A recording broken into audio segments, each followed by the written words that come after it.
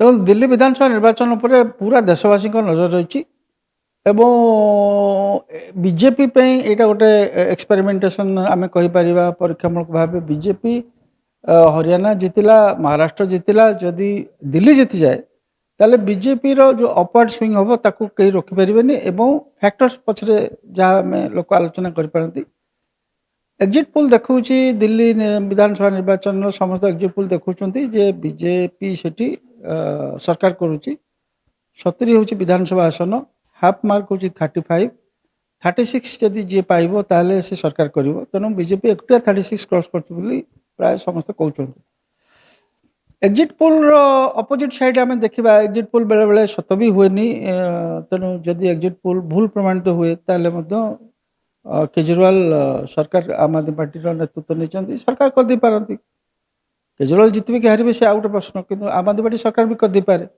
कि कहीं जो स्विंग अच्छी बीजेपी फेवर कहीं स्विंग अच्छी गोटे पाठ मुझे उल्लेख करने चाहूँगी ओडिशा रे आपण देखिले जानीपारे आगुरी स्प्लिट भोटिंग गोटे लोक मैंने करते विधानसभा बीजेडी की भोट दौले एवं लोकसभा 2019 आम देखिली बीजेपी की भोट देले किंतु 2024 से जो स्प्लिट भोटिंगटा से मैंने कन्वर्ट करदे करी बीजेपी की लोकसभा भी भोट देदेले बीजेपी की विधानसभा भी भोट देदेले मत लगुच दिल्ली में से भाया परिस्थिति गोटे सृष्टि होती आपड़ जो देखिए 2019 2024 पूर्व बीजेपी 7 ରୁ 7 लोकसभा नहीं जाऊँ किंतु विधानसभा 2000 आप देखिए पूर्वर जहाँ सब स्थिति 2020 निर्वाचन हो ता पूर्व निर्वाचन हो बीजेपी विधानसभा संख्यागरिष्ठता पाई पारनी आम आदमी पार्टी पाँच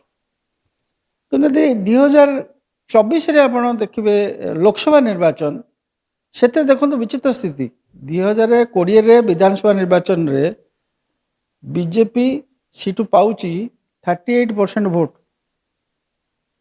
बीजेपी से पाँच 54% भोट किंतु 2024 लोकसभा निर्वाचन रे बीजेपी से पाँच 54% भोट एवं आम आदमी पार्टी से पाँच 28% भोट 30% भोट ताले जो लोक मैंने लोकसभा बीजेपी की भोट देले से लोक मैंने विधानसभा बीजेपी की भोट न देकर आम आदमी पार्टी के भोट दौले तेणु बीजेपी जनाधार नहीं कहले हेनी जनाधार अच्छी ना 50% भोट लोकसभा से पाइले केमती आम आदमी पार्टी जनाधार अच्छी ना से 50% भोट विधानसभा पाइले केमती 2020 किंतु एबे परिस्थिति रे जेहेतु एमसीडी निर्वाचन आगुरु बीजेपी जितुला आम आदमी पार्टी कहूला जे एमसीडी तांकर बीजेपी केंद्र सरकार तांकर मते काम करि पारुना काम करि दौना तेणु मुझे कौन करी तेणु बीजेपी की गोटे टार्गेट करने डायरेक्ट गोटे इश्यू मिलूला कि एमसीडी तो ए आम आदमी पार्टी राज्य सरकार तो आम आदमी पार्टी तेणु दुईटा जाक थी से बीजेपी की कौन अटाक कर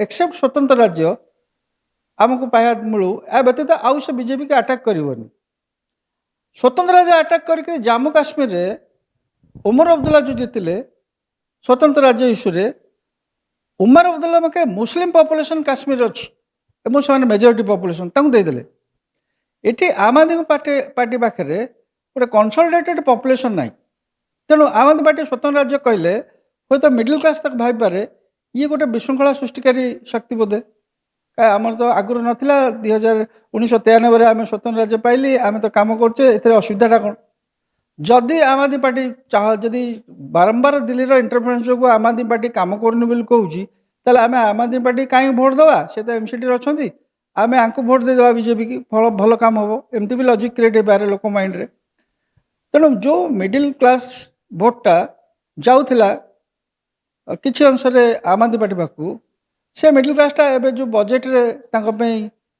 फ्री दिगला इनकम टैक्स एवं हिंदुत्व ये दुईटा जाक मिडिल क्लास को निश्चित भाव बीजेपी आड़के आण बाकी रहा बस्ती भोट जोटा मेजर फैक्टर थिला Aam Aadmi party vote bank BJP आगुरी नरेंद्र मोदी फ्रीबी उपर नेगेटिव पोजिशन नौले फ्रीबी देवेनि बोली सब युक्त कहूला किंतु महाराष्ट्र मध्य प्रदेश हरियाणा ये सब निर्वाचन पर नरेंद्र मोदी समाह कन्विन्स हेले जदि यहीटा हूँ प्लेइंग फील्ड तेल आम फ्रीबीटा को सोशल सिक्यूरीटी ना दबा तो सोशल सिक्यूरीटी ଯେହେତୁ ଦେଇଛନ୍ତି ଲାଡଲି ବହନ ମହାରାଷ୍ଟ୍ରରେ ଏଠି ଆମର ମଧ୍ୟପ୍ରଦେଶରେ ସେମିତି ମହାରାଷ୍ଟ୍ର ଦିଆହେଇଛି, ସେଠି ବି କହିଲେ 25 ଟଙ୍କା ମହିଳାମାନଙ୍କୁ ଦେବୁ ଏବଂ ପୂର୍ବରୁ ଯେତେକ ସବୁ ୱେଲଫେୟାର ସ୍କିମ୍ ସବୁ କାମ କରିବୁ।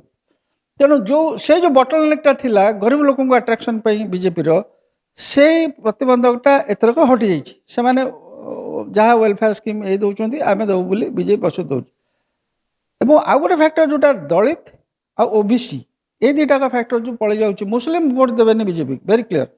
ମୁସଲିମ ଭୋଟ ରହିବ ଆମ ଆଦମୀ ପାଖରେ, କିଛି ଅଂଶରେ ମଧ୍ୟ କଂଗ୍ରେସ ପାଖକୁ ଯିବ।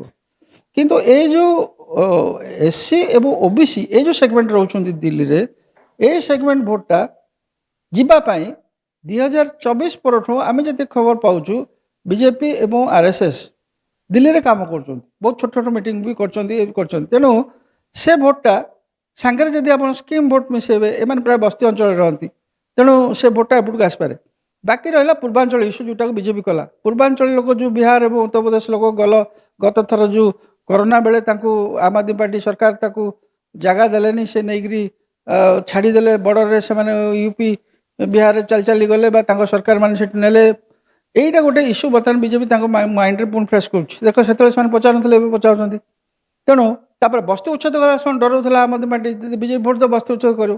ବିଜେପି କହିଦେଲା ଆମେ ବସ୍ତି ଉଚ୍ଛେଦ କରିବୁ ନାହିଁ, ଆମେ ଆସିଲେ ଯେମିତି କେଉଁ ଜେଜେ କଲୋନୀ ହଉ ଯେଉଁଠି ଅଛନ୍ତି ସେମିତି ରହିବେ। ତେଣୁ ଏସବୁ ଦୃଷ୍ଟିରୁ ଏ ଯେଉଁ ତଳ ଲେଭେଲ ଯେଉଁ ଗରିବ ଲୋକଙ୍କର ଯେଉଁ ଭୋଟଟା ସେପଟକୁ ଯିବ। ମିଡ଼ିଲ କ୍ଲାସ୍ ଭୋଟଟା ଦେଖନ୍ତୁ ଓଡ଼ିଶାରେ ମିଡ଼ିଲ କ୍ଲାସ୍ ଭୋଟଟା ଏଥରକ ବିଜେଡ଼ି ପାଖକୁ ଗଲା ନାହିଁ। କାହିଁକି ମିଡ଼ିଲ କ୍ଲାସ୍ ସେ ପାଣ୍ଡିଆନଙ୍କ ଫ୍ୟାକ୍ଟର ଯୋଗୁଁ ଯେତିକି ସେମାନେ ଜଗନ୍ନାଥ ପରିକ୍ରମା ପ୍ରକଳ୍ପ ହଉ ଅନ୍ୟାନ୍ୟ ପ୍ରକଳ୍ପରେ ଗେନ୍ କରିଥିଲେ, ପାଣ୍ଡିଆନଙ୍କ ଫ୍ୟାକ୍ଟର ଯୋଗୁଁ କୋଷ୍ଟାଲ ଏରିଆରେ ବେସିକାଲି ସେ ମିଡ଼ିଲ କ୍ଲାସ୍ ଭୋଟଟା କଟିଗଲା। ମିଡ଼ିଲ କ୍ଲାସ୍ ଟିକେ ଡିଷ୍ଟର୍ବ ହେଇଗଲା। ଦେଖନ୍ତୁ ସେଇ 40% ବିଜେପିର ଓଡ଼ିଶାରେ, ସେଇ 40% ବିଜେଡ଼ିର ଓଡ଼ିଶାରେ, କିନ୍ତୁ ସିଟ୍ ଯେତେବେଳେ କାଉଣ୍ଟିଂ ହେଲା ବିଜେଡ଼ିର 51, ତାଙ୍କର 78। ତେଣୁ ଏଇ ଯେଉଁ ପରିସ୍ଥିତି ଆସୁଛି, 38% ଗ୍ରୋଥ୍, ଆରଥରକ 38%ରେ ବିଜେପି ପହଞ୍ଚିଥିଲା ବିଧାନସଭା ନିର୍ବାଚନରେ, 6% ଗ୍ରୋଥ୍ ଥିଲା। ତ ବିଜେପିର ଗ୍ରୋଥ୍ ହେବ, ଆଉ ଧର 4-6% ଗ୍ରୋଥ୍ ହେଇଗଲା, ତାହେଲେ ବିଜେପି 45%ରେ ପହଞ୍ଚିବ। ଆମ ଆଦମୀ ପାର୍ଟିର ଯେଉଁ 54% ଭୋଟ୍ ହୋଇଥିଲା 2020ରେ, 54% ଭୋଟ୍ ଗୋଟେ ସଷ୍ଟେନେବଲ୍ ଭୋଟ୍ ନୁହଁ। ପୂର୍ବ ନିର୍ବାଚନଠୁ ଆରଥର ତାଙ୍କ 1% ଡାଉନ୍ ଦେଖାଉଥିଲା, ଯେମିତି ବିଜେଡ଼ି ଦେଖାଉଥିଲା। ତ ଯେଉଁ 1% ଡାଉନ୍, କଂଗ୍ରେସ କିଛି ନେବେ, ତା ପାଖେ ବହୁତ ଭୋଟ୍ ଅଛି 54%, କଂଗ୍ରେସ କିଛି ନେବ ଏବଂ ବିଜେପି କିଛି ନେବ। ତେଣୁ ଆମ ଆଦମୀ ପାର୍ଟି ଭୋଟ୍ ଲେଭେଲ୍ ମୋତେ ଲାଗୁଛି ସମୟ ସେଇ 40-44% ଭିତରେ ରହିବ। କିନ୍ତୁ ଆମ ଆଦମୀ ପାର୍ଟି ଯଦି ଜିତିଗଲା, ଗୋଟେ ମିରାକଲ୍ ହେବ, ତାଙ୍କର ସଂଗଠନ ଭଲ ଅଛି ବୋଲି ଜଣାପଡ଼ିବ। କିନ୍ତୁ ଆମ ଆଦମୀ ପାର୍ଟି ଯଦି ହାରିଯାଏ, ଆମେ କହିପାରିବାନି ଦିଲ୍ଲୀରୁ ସେ ସଫା ହେଇଗଲା ବୋଲି। ଆମ ଆଦମୀ ପାର୍ଟିର ଷ୍ଟ୍ରେଙ୍ଗଥ୍ ରହିବ। ଦେଖନ୍ତୁ ବିଜେଡ଼ି ଏଇଠି ହାରିଗଲା ବୋଲି ବିଜେଡ଼ି ସଫା ହେଇଗଲା ଓଡ଼ିଶାରୁ ରାଜନୈତିକ ଦୃଷ୍ଟିକୋଣ ବିଚାର କଲେ ଠିକ୍ ନୁହଁ। କିନ୍ତୁ ବିଜେଡ଼ିର ଅସୁବିଧା ହେଉଛି ଓଡ଼ିଶାରେ ନବୀନଙ୍କର ଏଜ୍ ଫ୍ୟାକ୍ଟରଟା ଗୋଟେ ଇମ୍ପୋର୍ଟାଣ୍ଟ ଫ୍ୟାକ୍ଟର ରହୁଛି, ଯାହାଫଳରେ ସେ ଫାଇଟ୍ ବ୍ୟାକ୍ କରିବା ଷ୍ଟେଜ୍ରେ ତାଙ୍କର ବୟସ ନାହିଁ। କିନ୍ତୁ ହେମନ୍ତ ସୋରେନ ଦେଖିବେ ସେ ହାରିଲେ ଝାଡ଼ଖଣ୍ଡରେ, ଆଉ ଥରେ ସେ ପୁଲ୍ ବ୍ୟାକ୍ କଲେ, ଯେହେତୁ ଏଜ୍ ଫ୍ୟାକ୍ଟର ଅଛି। ଆମ ଆଦମୀ ପାର୍ଟି ହାରି ଯାଇପାରେ, କିନ୍ତୁ ଯେହେତୁ ଅରବିନ୍ଦ କେଜରିୱାଲଙ୍କର ଏଜ୍ ଫ୍ୟାକ୍ଟର ଅଛି, ସେ ଚେଷ୍ଟା କଲେ ଆଉ ଥରେ ରିକଭର କରିଦେଇପାରନ୍ତି।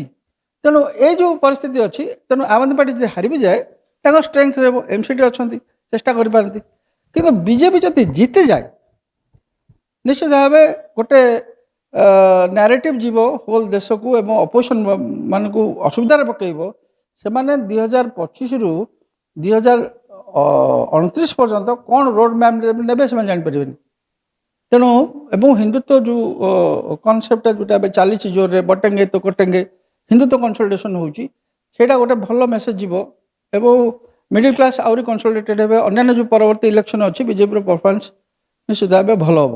ତେଣୁ କେତେ ନମ୍ବରରେ କିଏ ଜିତିବେ ଆମେ ଏବେଠୁ କହିବାଟା ଡିଫିକଲ୍ଟ ହେଉଛି। କେହି ବି ସେମିତି ସ୍ପେସିଫିକ୍ ନମ୍ବରଟା କେହି କହିବାଟା କଷ୍ଟ ହେଉଛି। କିନ୍ତୁ ମୋଟାମୋଟି ଭାବେ ଟ୍ରେଣ୍ଡ ଦେଖାଉଛି, ସେମାନେ ଯେଉଁମାନେ ଏକ୍ଜିଟ୍ ପୋଲ୍ କରିଛନ୍ତି, ଟ୍ରେଣ୍ଡ ଦେଖାଉଛି ବିଜେପି ଫେଭରରେ, ପଲିଟିକାଲ ଲଜିକ୍ ବି ଦେଖାଉଛି ବିଜେପି ଫେଭରରେ। ବାକି କରପ୍ସନଟା ଇସ୍ୟୁ ଯଦି ଜୋର ହେଲା, ତାହେଲେ ଅରବିନ୍ଦ କେଜରିୱାଲ ବି ହାରିଯିବେ। କରପ୍ସନ ଇସ୍ୟୁଟା ଝାଡ଼ଖଣ୍ଡରେ କାମ କଲାନି, ତେଣୁ ଆଉ ଥରେ ହେମନ୍ତ ସୋରେନ ଆସିଲେ। କିନ୍ତୁ ଯଦି କରପ୍ସନ ଇସ୍ୟୁଟା ମୁଁ ଭାବୁଛି ଦିଲ୍ଲୀରେ ମଧ୍ୟ କାମ କରିବନି। କିନ୍ତୁ ଯଦି କାମ କରିଗଲା, ତାହେଲେ ଆମ ଆଦମୀ ପାର୍ଟିର ଚିଫ୍ ଅରବିନ୍ଦ କେଜରିୱାଲ ନିଜେ ନିର୍ବାଚନ ଜିତିବା କଷ୍ଟ ହେବ। ସେଇଟା ମଧ୍ୟ ଦେଖିବାର ବିଷୟବସ୍ତୁ। ଆଉ କରପ୍ସନ ଇସ୍ୟୁଟା କାମ କରୁଛି କି ନାହିଁ, ଦିଲ୍ଲୀରେ ଯଦି କରପ୍ସନ ଇସ୍ୟୁ କାମ କଲାନି, ତାହେଲେ ଅଲ୍ ଇଣ୍ଡିଆକୁ ଗୋଟେ ମେସେଜ୍ ଯିବ करप्शन इश्यू कौटी भोटर मैंने ट्रस्ट को नौना यहाँ आम शिखा पड़ो जापर कि टाइप लोक माइंड हो करप्शन इश्यू